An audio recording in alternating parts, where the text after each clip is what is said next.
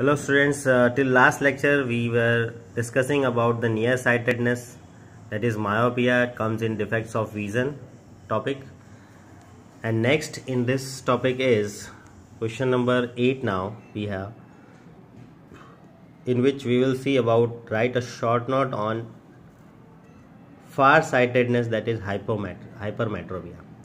In last question number 7 we have seen myopia, that is nearsightedness. What is this defect and how to remove it, that we have seen.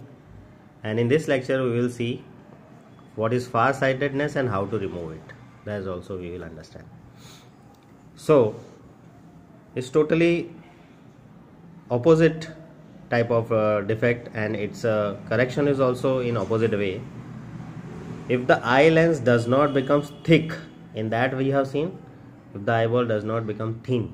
Here we will say, if the eye lens does not become thick as per the requirement, then the rays coming from nearby object, gets less converged. They are not converged properly, they are converged less.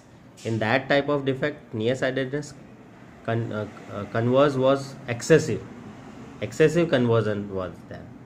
In this type of defect, less converging is there, and hence are focused behind the retina. In that, before the retina the image was formed, so it was blurred. Far objects we cannot see. In this, because the image is formed behind the retina, after the retina, so the nearby object cannot be seen clearly in this defect, right? Due to this, the image is formed behind the retina and not exactly on the retina. Hence, nearby object cannot be seen clearly in this defect. Once again, by the name of this, far-sightedness means far sight you have well, no problem to see the far objects. Where is the problem? To see the nearby object. The near point for the person suffering from such defects is more than the normal near point is 25 centimeter, you know. So he has to keep a reading material at a distance more than 25 centimeter for reading comfortably. If this defect the person has, he cannot read at 25 centimeter distance. He has to put his reading material more than 25 centimeter away. Then only comfortably he can read. This type of defect is known as far-sightedness or hypermetropia, and this defect occurs due to less converging of the light rays. To correct this defect, convex lens.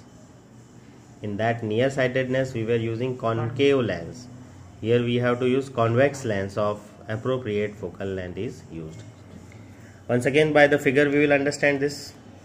So first, the nearby object is there. From there the light rays are coming, and that light rays are passing through the eye lens, and then they are converging less.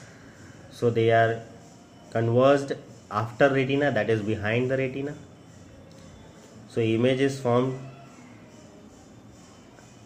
behind the retina due to less convergence of the light rays, and we cannot see the object clearly, nearby objects clearly. Now in next, the correction is given. How we can correct this defect? So we have used convex lens. The spectacles which have the convex lens, that type of spectacles we have to use, we have to wear.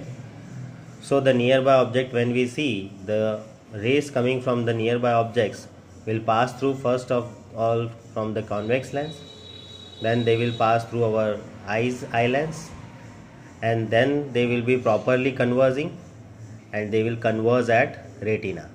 So image is formed exactly on retina, and we can see the object, nearby objects also clearly by using convex lens.